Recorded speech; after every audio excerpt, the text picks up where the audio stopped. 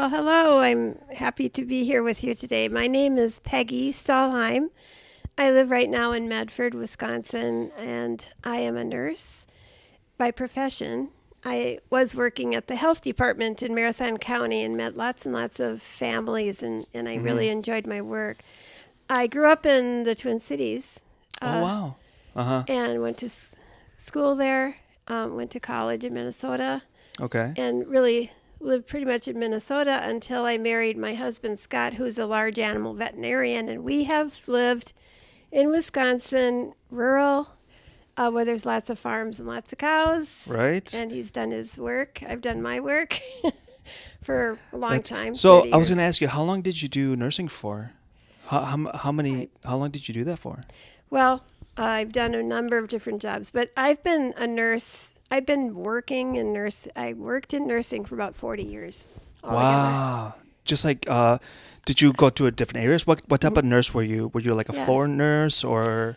Well, did when you- I first got out of college, I was living in Minneapolis and I worked in OBGYN, the birth center. Oh, that's hard. I've interpreted at OBGYN, and that's Oh. it's I met over at the Marshall Clinic, and they I mean it takes it takes a lot of dedication to do that job. It takes a lot of patience. I mean, not People literally, and not babies too. not literally, but it takes a lot of patience. It's definitely working in that area, because of Yeah. their moms to be or whatever, and they're under Yes. like all this stress and Trying to figure out trying to how. figure out how, things. especially first time moms is too. So props to all those Yeah. OBGYN nurses out there. Yeah. Yeah. And then I did home visits to new mothers in my work Okay. at the health department, and I really, really loved to do that. Wow. And they yeah. called these the baby visits. Okay. I had a baby scale. We would talk about their child. I really was there to answer questions and do maybe a free well water test the health Okay. department offered. Okay. But really just to see how they're doing, taught a lot of soothing techniques for babies. for Oh, mothers to sure. use Like a and lot of fathers. education. Yeah, like a calming lot- skills and Yeah. stuff, and showed them how they really had that. They really did know how to do that. This was their first time, and they were discovering what they really did know. Yeah, because it's kind of nice to have stuff like that, because I know, especially in like new moms who had the first baby, it's like, what do I do? And there's some moms that they don't have family around, and they rely on other people, for education. So it's a really great service. So you were doing that. So did you do any other like any other areas in the hospital besides OBGYN, or just mainly focus on that? Sure, I worked all through those years. I had various positions that I did. I worked the night shift in surgery. I Oh, worked. no way. I was a Yeah. float nurse at Ramsey, great big hospital in St. Paul. So I would get assigned various stations. I'd be in different floors with totally different emphasis or care. Yeah. So I did that. Did camp nursing in the Camp summer. nursing? Oh, Yeah. like a nurse at a camp? At Girl Scout camp, I was. Okay. They called me Stitches, Stitches. Oh, wow. and Scott was the naturalist for the camp. The two of us were there Okay. 2 summers while he was in veterinary school. This is what we did in the summer. That's great. Yeah, So, that's great. We took care of the kids and their wood ticks and stuff. Oh, somebody's got to do that. Somebody's got to do that. Right. Yeah, that's wonderful. That's wonderful. I mean, I'm very grateful to have met a lot of the nurses. When I used to work at the Marshall Clinic, and all the long hours and extra shift, and they were just so dedicated, and how they when there is like a shift change, they make sure like, hey, like the so and so is taking this medication, so and so, he's been puking, make sure he's taking this medication. Like, I think just taking the time with the shift change, and not just leave, right? And it's so easy to just like, okay, my shift is over, I'm out, after working like whatever 12, 13 hour days, So I do give a lot of props to a lot of nurses, and thank you for all the job that all the work that you've done in the medical community. But so you said you grew up. Where did you grow up again? In Minneapolis. In Minneapolis, and then three brothers and me. Okay. My dad worked in tool and die company. He was a apprentice and then worked as a young guy. My mother was also a nurse. Oh wow! Okay. And then I had a brother who went to Vietnam. I had three brothers, and they each had their own different experiences. And I was their only girl, so we grew up there.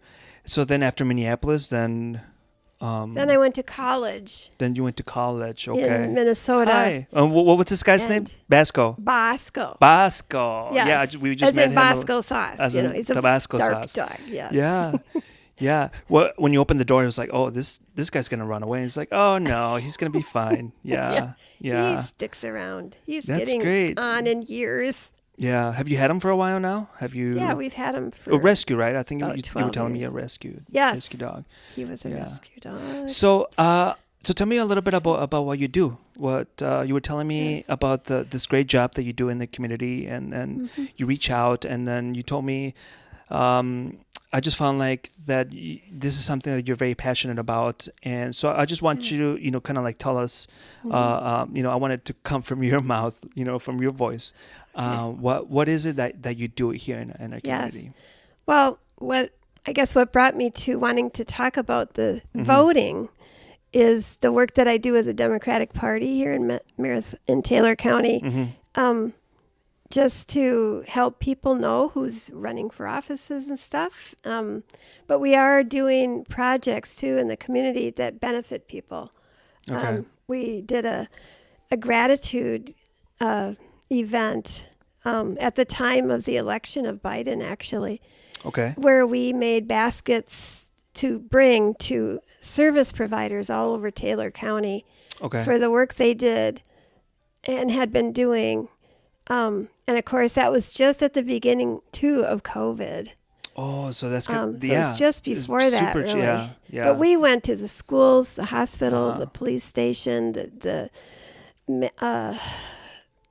postal grocery store, because they were keeping groceries on the shelves, and they were working so hard, and so we wanted to tell them that we appreciated all they had done for the people. That's great. And had gifts, and actually the baskets that we gave out were all locally made woven baskets, and everything in them. Oh, like the baskets. Yeah, the basket itself was woven by a weaver. So we had, I think, 14 baskets or something, large baskets. And then all the things in them were made too, locally. Honey. That's great. I mean, can't get any better than, local made things. Yes, baked things. That's wonderful. Yeah. All kinds of, and sausage, from our Hickory sausage place here. Yeah. And all those things. So we loaded them up and took them around. Our members volunteered to deliver these at schools and at the various places all over the county, not just Medford. So we covered the whole county. The whole county. Yes, we went to all the school districts. So are you able to tell me about other projects that you're involved with? Kind of like like that. That's one project you were working on, and to kind of dispersing like all these baskets. So what other projects? I'll just say that we're on our second year really of getting going. Okay. And so I'm learning. I was just at a conference where I heard from other counties in the state of Wisconsin and what they are doing in their communities.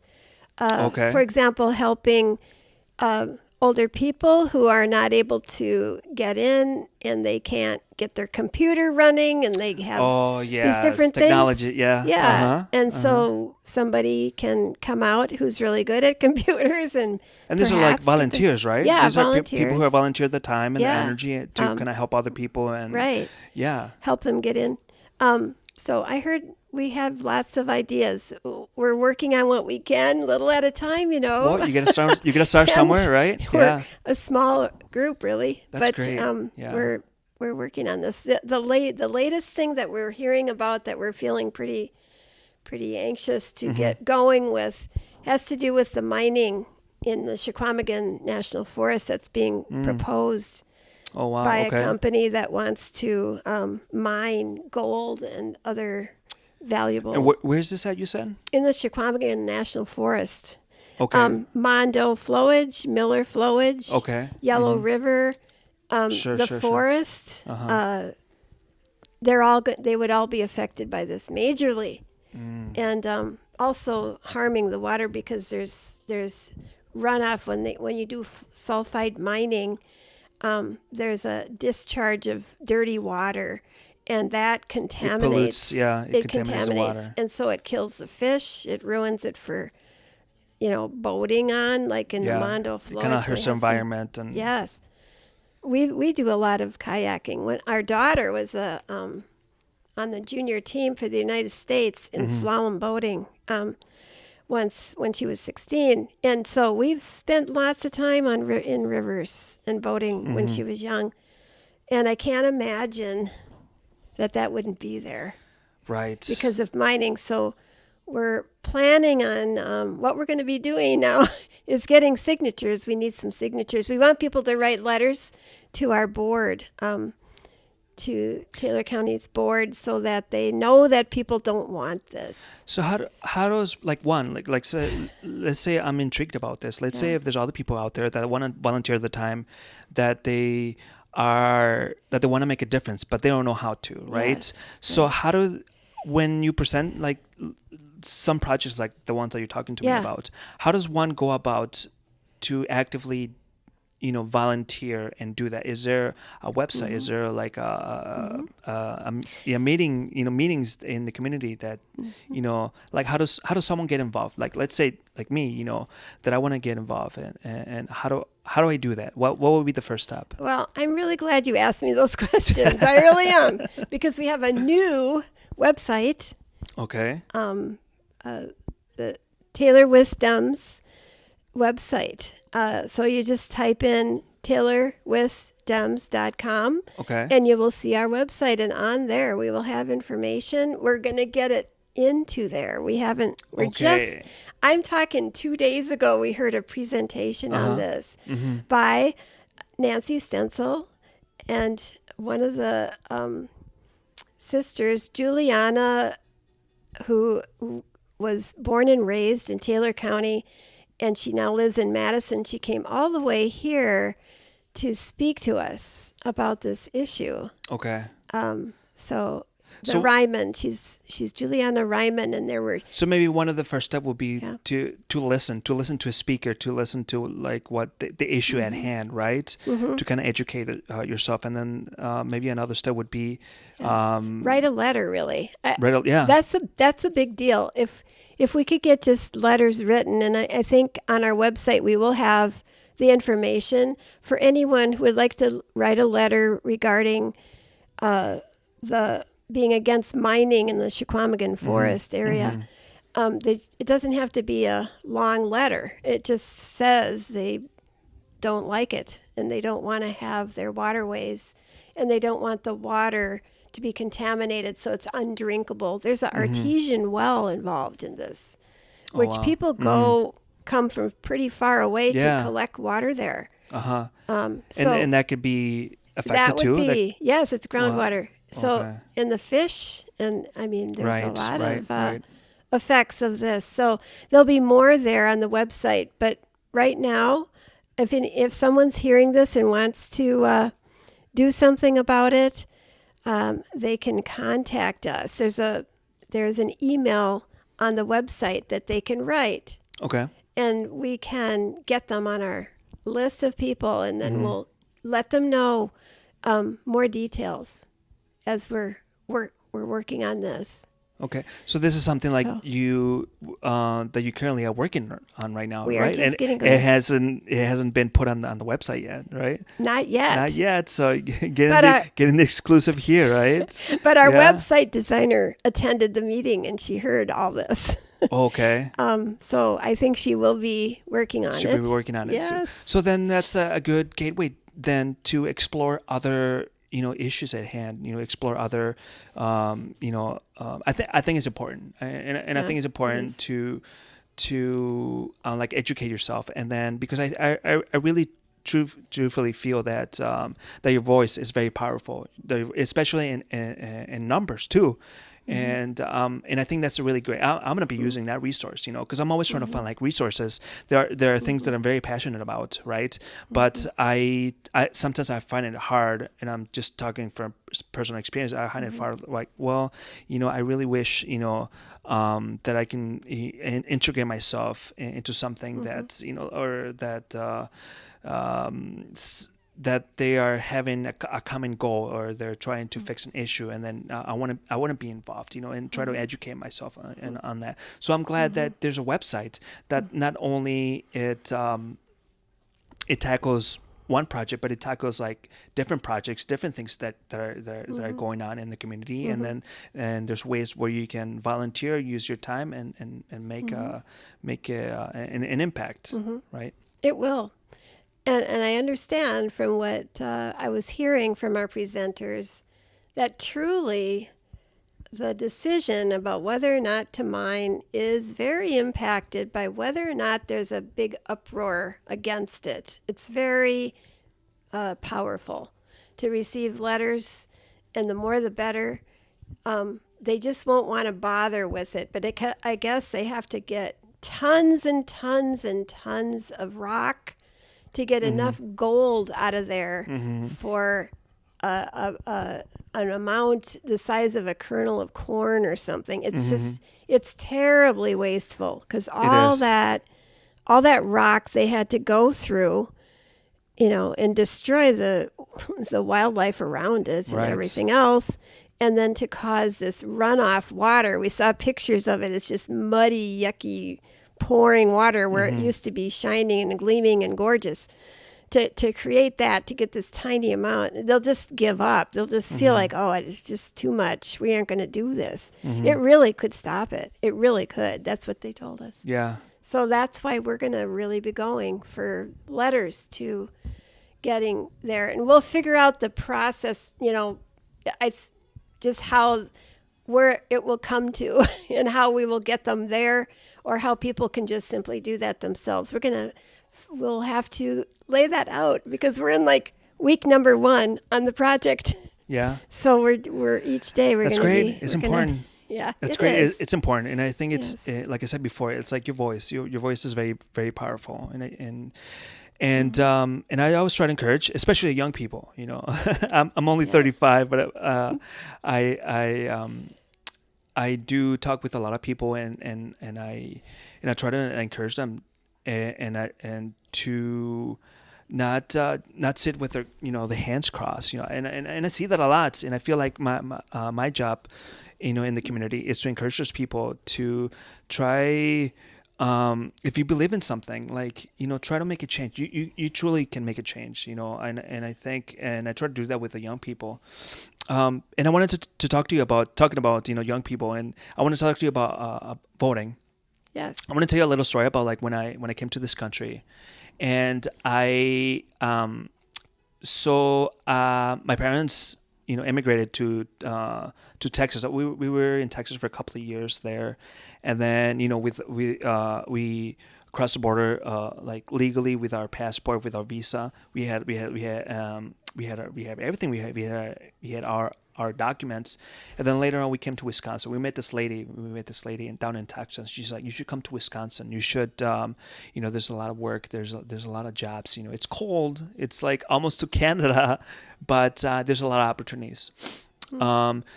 And so then we ended up, just pretty much just risking it all. It's so far, and we're going to a place we've never been to before. So we just kind of like took a gamble, and so then we liked it here. There was a lot of opportunities. My parents just worked their butt off, and just work long hours so we can have security in our home, like financial security, so we can, my parents make sure that we had food, on our table, and all that. So then we just liked it here. We ended up not renewing our visa, and that's how we just never renew it. So I think you just become a documented alien, I think, by default, because you don't renew your visa or whatever. But then later on, I got married, and then I was able to gain my citizenship. Through marriage, and the process is kind of, I think you have to be married for 3 years. It's like a whole process, and when I got my papers, when I had my green card, and when I had my social security number and all that, there were so many perks, right? There's so many perks to have your U.S. citizenship, right? And one of the perks was able to vote, and I didn't realize it, how powerful it was, how meaningful it was for me to go vote for the very first time as a U.S. citizen. And it was like all that work, and it just felt like such a privilege, and it was important to me because I have a voice, right? And I want my voice to make an impact, and it just like, I just want to share that with everybody, that it truly made an impact. It was something that it didn't. It was something that I took very seriously, because like, this is the very first time. Like, this is for my parents. My parents aren't able to vote. Aren't able to make an impact or make a change. So it was very meaningful. So that's what and that's only one important thing, why it's important to vote. So can you tell us a little bit about like maybe some of the importances about like voting? Yes, do it. Yeah. If you're 18, you need to have a photo ID that is U.S. generated. It's a driver's license or something with a photo on it. The U.S. government has given you for whatever it is, and you can use that then, and a couple of other documents. But just don't feel intimidated at all about what you're going to be doing, because it's easier than you think. You can do it. And the thing, as you said, when you walk into that voting place and you're in the line with all the other people that are going to make a difference in the government and in the decisions in the future of the state and the nation, you realize this is something you really have to do. It's very, very important, and it matters. And every single vote can sway it. Wisconsin is a swing state. It's a very important state. So every person who puts a vote in could make all the difference. It's amazing. So I just want to, it's a power you have, and you very well deserve to have it, and make use of it. Find out what is going to be happening, who's running, what kind of issues. So there is a website that I want to talk about. Yeah, we were just talking about the website. Yeah, yes. I was. So there is a really nicely set up myvote.wi.gov. And that's all it is. And you go there, and maybe we can show you what that looks like. But it's you just go directly there. It opens up, and here it is, myvote.wi.gov. And you'll have different, if you page all the way down to the bottom, you got a choice between English or Spanish, and then go back to the top, and you'll see everything is now in the language you picked. picked. Saw that. Pretty crafty. Yeah, I think you just click the button, and it changes everything automatically into Spanish. Every single thing is Spanish. Yeah. And so identically, so that nothing has been altered, changed, anything like that. It's a very same message, but it's in another language. Another language. It probably should be in a number of languages, but right now it looks like it's in those two. So you go up there, and then you can select which thing you want to do. Do you want to register? That's where you would be starting. So you click on registration. You want to register, and it will describe how to do that step by step. So you can just follow the steps. And again, it is not like taking a test. Right. There's it's not very painless. No pass fail. If you just, if you put something down and it doesn't fly, just go back, backspace a little, Right. and just go again. So there's ways that you can pre-register, right? So one way is do it in the website. You can do that. You're going to put your name, your birth date, and your address first. And what the system does is it checks around to see maybe you're already registered. And somebody doesn't even know that they are registered to vote already. Yeah. So by putting your name and birth date and address down, it can check that out. It also can tell you, here's where you go to do your voting. And it gives you the address in your community where you're going to vote. I live 3 miles out of Medford in a township called Little Black. Town of Little Black. Yeah. And it's a very rural little area. And so nice little quiet area. We have a center where we take our recyclables, and that is where the voting takes place in that building. And so on the My Vote website, it would say to me, you go to the Little Black, community website. So already knows, yeah. Yeah. So then and it gives the address. Okay. So I can type that into my GPS. There you go. In my phone. And I can so then, go. So pretty much all the resources that you need, it's like right there, and it's doing it, kind of giving you all the steps, It'll do everything. Yeah. And then when you go on voting day, big deal here, you need to have your photo ID with you on your first time voting. And then you'll just simply be showing that. And then from there they'll explain to you, you can do electronic voting, which I've been doing all the time lately. I would think someone like you would find it very, very easy to do. You're really comfortable with that. But you can also do the hard copy, kind of fill it in with a pencil thing too. You could do either one. The day of, right? The day of the voting. And this spring's voting, by the way, is April 4th. That's the big day. It starts early in the morning, like 7 o'clock at most voting sites. So you can do the registration. You can do all the stuff on that day. You do not have to do it before. You could walk in and have your photo ID. Also, you'd want to have another thing. They just want to show that you're a resident. Oh, that's right. Yeah. So you Proof have of residence. you have a utility bill, and I was going to just show you this one we have for our electricity. Sure. Taylor Electric. And it has to be dated fairly recently, 90 days or sooner. The date up here. Okay, that's good to know. Showing that you're still living there, Right. right now. And it just has your name on. It has our names on and the date that this was sent to us. So, and this is our bill for our electricity. So all it's doing is proving that we definitely live in Little Black. At that residence. Right. That's that and the photo ID and your name and your address. And you're good to go. You're good to go. Yeah, that's great. Easy as that. And the first time you do it, you'll walk out of there and think you should celebrate, which you should. Because you've just done something.